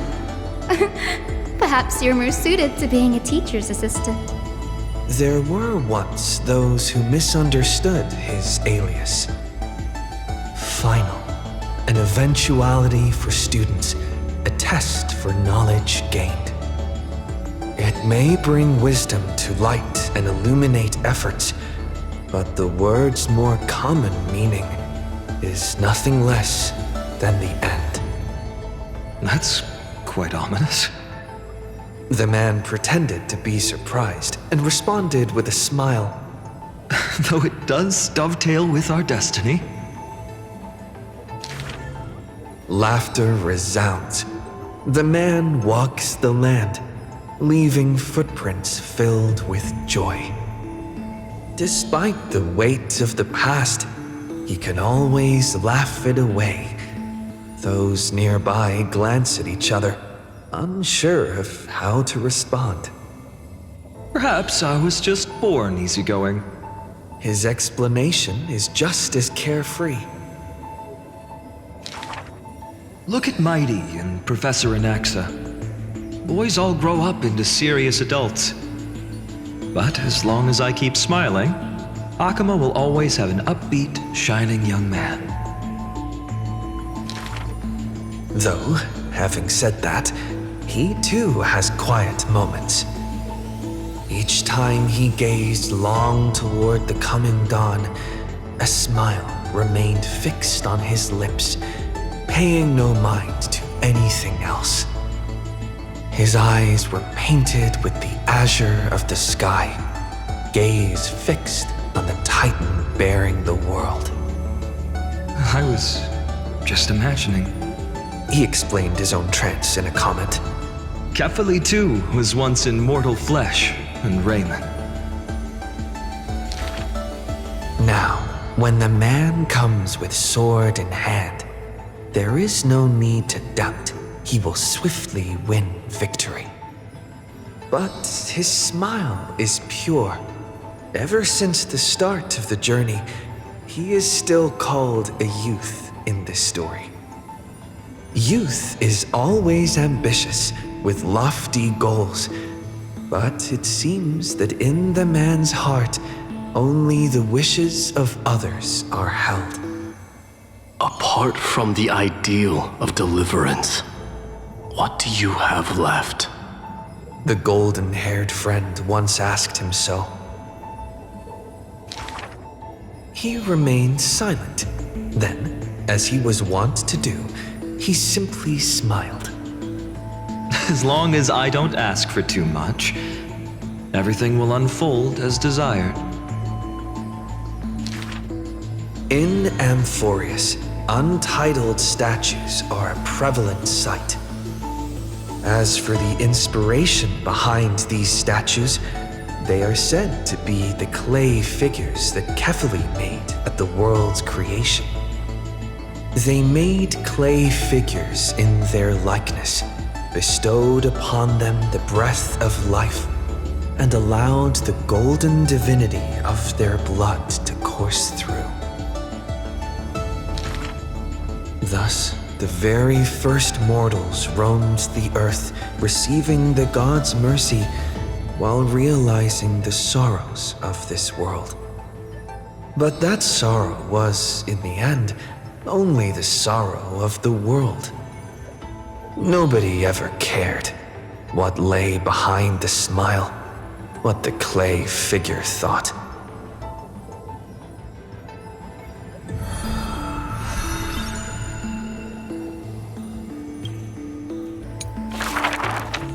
The people likened him to the blazing sun, bringing to Amphorius a glorious dawn. And for his part, he embraced their expectations, being willing to become the perfect vessel. Like that god who shouldered the world, the man never cried or frowned. Yet he is not proud of his resolve, for sometimes he even avoids the funerals of the departed, only out of fear that he cannot cry for those in pain. He once sought out emotions of sorrow and walked with the lowliest of people. Henceforth, your misfortune shall be my misfortune. Responsibly and diligently, he protected all for the people, living in dilapidated cottages, sitting on aged stools, subsisting on nuts and fruit, beset by hunger and cold. The people thanked him for his grace, like a hearth warming winter nights. The man's presence dispelled the cold, leaving warmth with promises of morrow. Whence does his warmth come from? None ask. The man gradually perceives his true nature, but he dares not speak. Unable to bear the turmoil in his heart, the man set off on a journey once more. Then I shall go save what I can. He was a formidable warrior, invincible in battle, and when it was necessary to sacrifice for fellows, he could do so with ease, giving up everything without a show. Just as the ballad blown on the breeze says, losses are a constant on the flame-chased journey. Indeed, sacrifices were not hard for him, yet his misgivings grew with every tomorrow. Like a tear that cannot be shed, such a resolute willingness to let go comes only from the fact that in decisions, he is utterly unafraid to hurt himself. It is because you suffer that you are so much stronger than any ordinary person. There were also those who could understand him, among them, the Crown Prince. But he smiled wryly in response. Perhaps everything was just human nature, yet his misgivings never dissipated. This unknown man in an unknown corner, from time to time, is swallowed by terror. Could it be that, unknowingly, path I walk is by no means the correct one? Fearing only that the greater the burden, the more the mistakes. The road trod by heroes need not be that beset by thorns. Finally, at the terminus of that road, in a desolate, empty place, the man's arms tremble. The power is beyond control, savaging all around it. This is the end of his road, but perhaps he had long foreseen it, but was doomed to be powerless to change it. I am willing to shoulder this world. That is no lie. But before the tears could flow, they were vaporized by the heat. His light blazed brighter than the sun, but beneath it, there was but cold destruction. The nameless hero, Kaslana. He had never loved himself. Why would he love this world?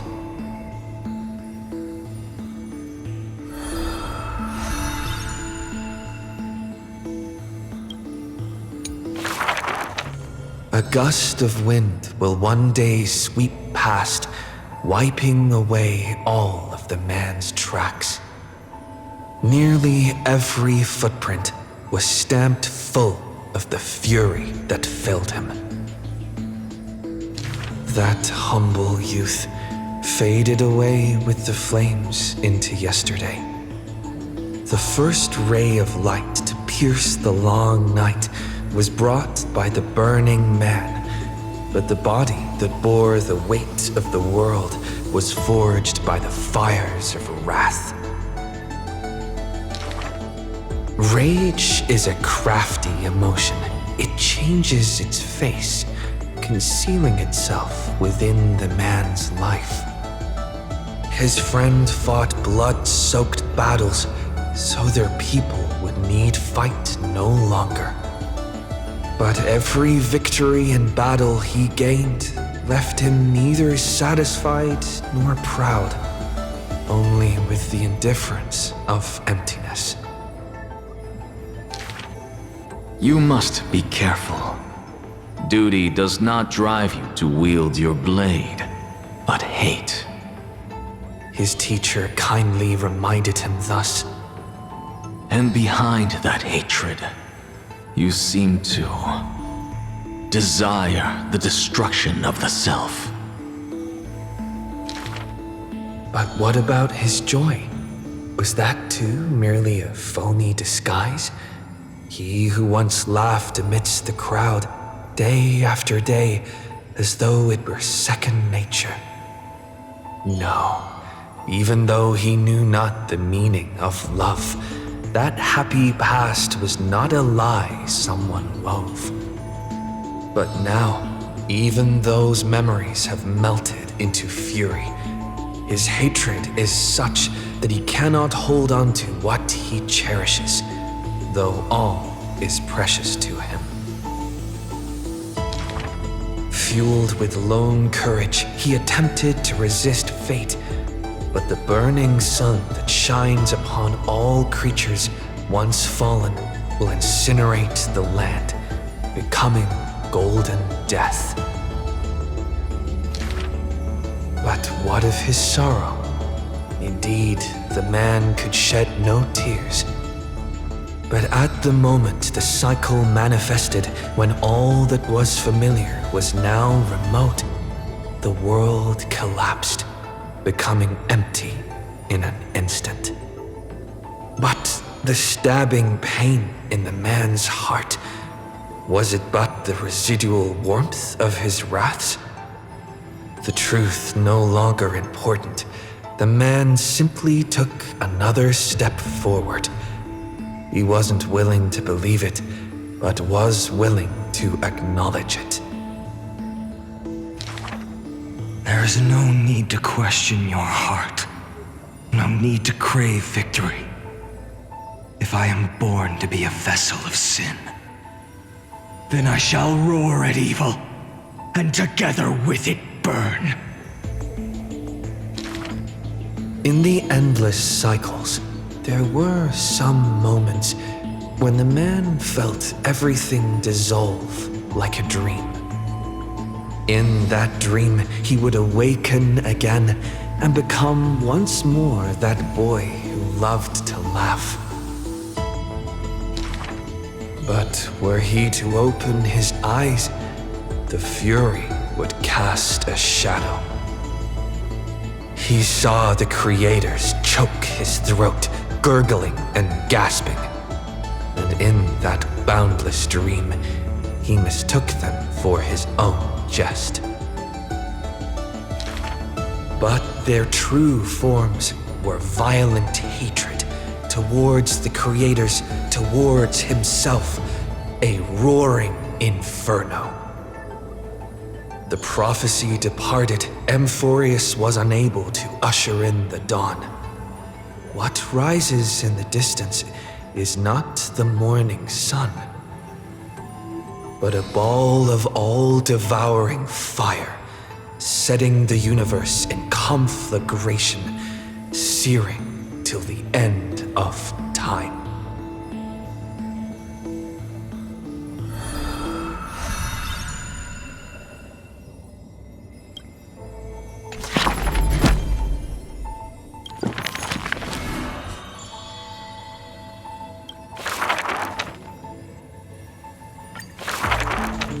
This is an age of ruin.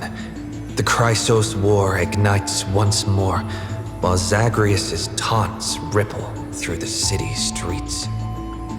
This is also an age of splendor. 300 thieves spring forth from Dolos, each scheming to conceal the truth from prying eyes, robbing the rich to give succor to the poor. Every one of them deceives gods and men alike, righteous and valiant. The flame chase journey has been cut short midway, yet the girl pounds her chest at the gold weaver, not afraid. The core flame of trickery is near. If now isn't the time to risk it all, then when? The prophecy reveals the Titan's trail. Golden threads bind the fleeing god of thieves.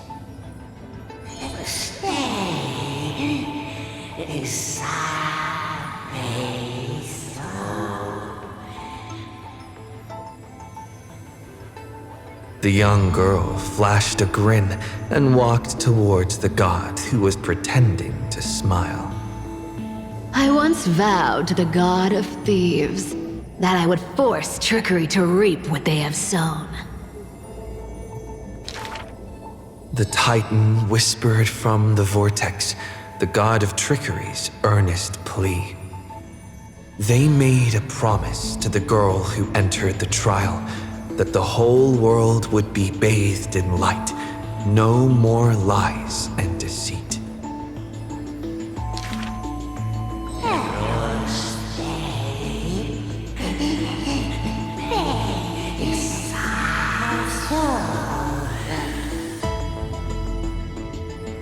The young girl recalled the hearth fire of her childhood. Sci-Fi, only honesty is well liked. She pursed her lips. That does sound like quite the ideal society.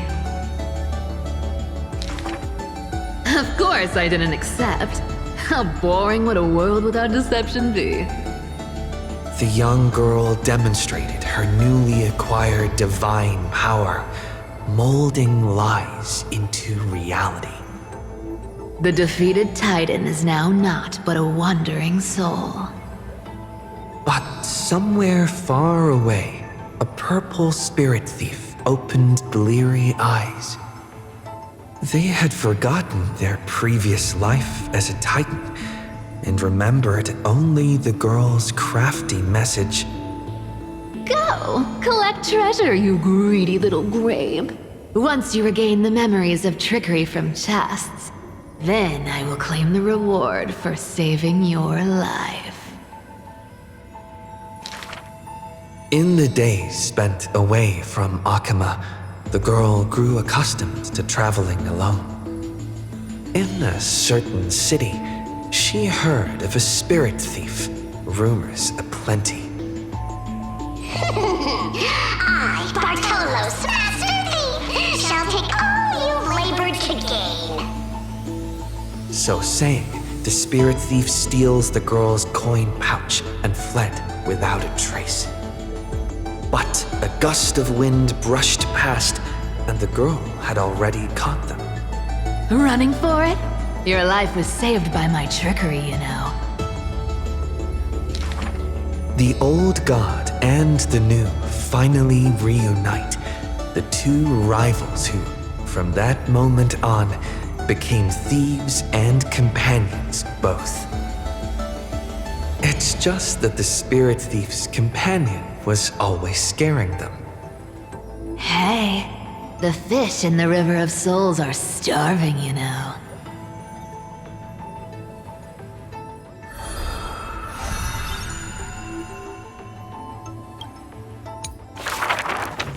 A thief reveals a few lies. The first lie is called, "Fellow thieves, come on and deceive gods with me." The world has already forgotten that feast. Lies unnumbered that drowned the Day of Souls. Schemes uncounted, burning for a night of revelry. 300 thieves shackled in imprisonment in exchange for a Titan's resigned confinement. To have managed to trick the Grand Master of all tricks. I can die happy now. This was Dolos's great achievement, the deception of the gods, where even Zagreus was fooled. The second lie is called, "The god of trickery is now not but a wandering soul." Why did she spare the Titan's life? The young girl knew not, even after asking herself. Was it greed for the treasure they promised, or had she vaguely perceived their lonely fate? It's because you're every bit as despicable as I am. It's such a relief not having to deal with the noble. The girl dismissed and made light of herself, only forgetting trickery was once a god that supported the world.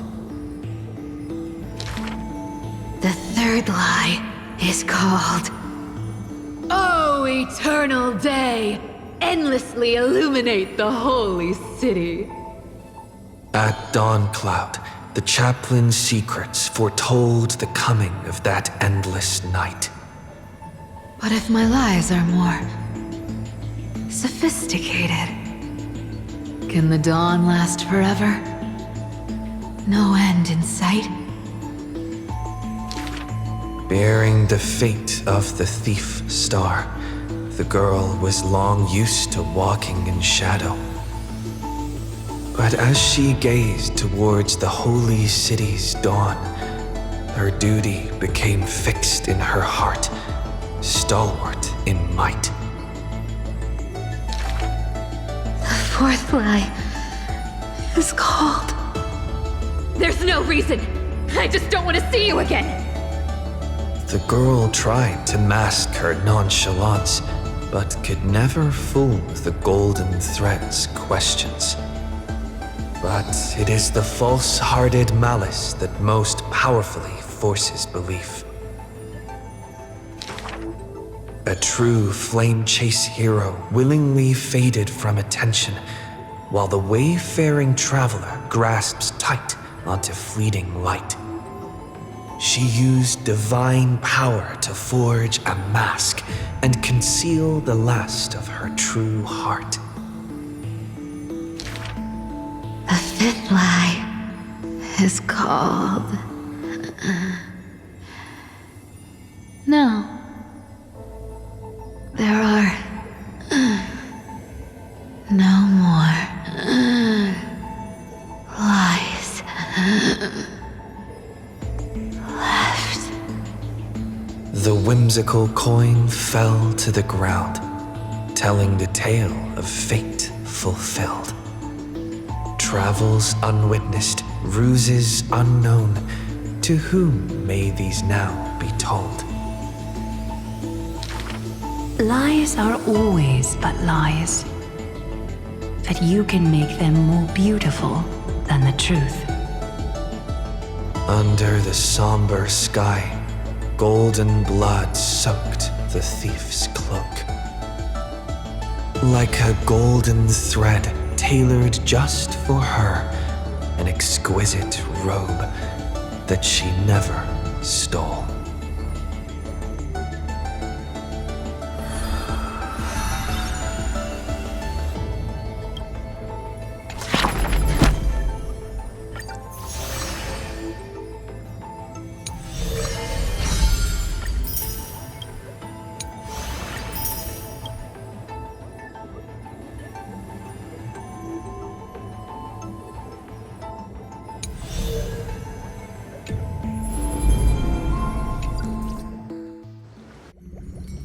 Wake up! Wake up! Buddy! Wake up! You're finally awake! That's a relief. We were so close to being swept away by the reverse flow of time. It's lucky we found a safe place. Now, I'm going to send you back to the very start of time. But before we part, there's something I need to tell you. Something very, very important. That's right! At this very moment, my memories are finally whole. After watching so many fragments, my past is finally coming into focus, little by little. You're smart. You must have a clue now. Or maybe... You knew the answer long ago, didn't you? Not surprised at all, huh? That's because I'm simple at heart. No matter what form I take, I've always been true to myself. But I'm glad that I remembered in the end. This way, I'll have no regrets. Don't worry. We're not truly parting. Because I'm going to become a part of you. I'll turn into the memory of this cycle. The 336th Flame Chase journey, and forever reside in the heart of the Time Demigod. This way, you'll carry all that has come before, crossing time itself to reach the next cycle. My mission ends here, but looking back, I still feel lucky. After all, across 30 million Cyrenes, I was the first, and the only one who got to finally meet you. So, believe me, in the next cycle, there will be another Cyrene waiting for you. And in the one after that, and the one after that. I will always be waiting.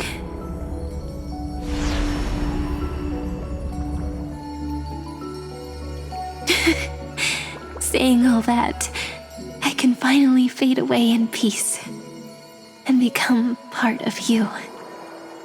Without even realizing it, we'd already taken a wonderful journey together, all the way to the world's end. Now take my hand, say a brief farewell, and step forward into tomorrow. Go, find the future Cyrene, and set out on another journey with her. Promise me you won't keep me waiting too long, okay? No need to say it out loud. This is enough for me. It's time to go, my dear friend. May your trailblazing journey always be accompanied by a cool breeze and rippling waves. And may the days ahead embrace you like the softest fluff, forever warm, forever gentle. Now, let's turn to the next page. A page that exists because of you.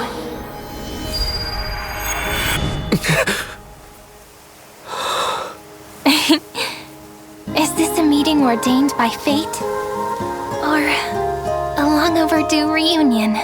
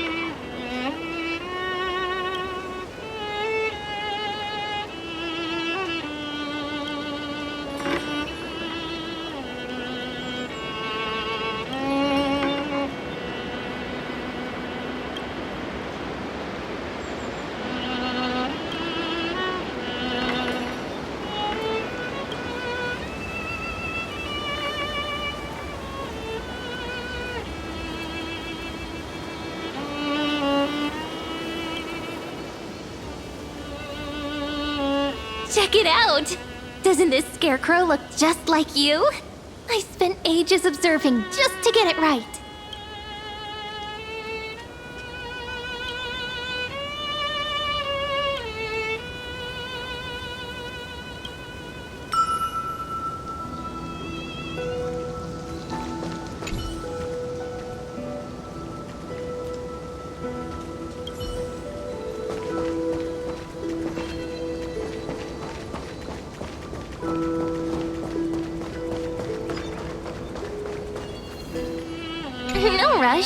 We've still got all the time in the world. Just take it slow. Time will stop for us.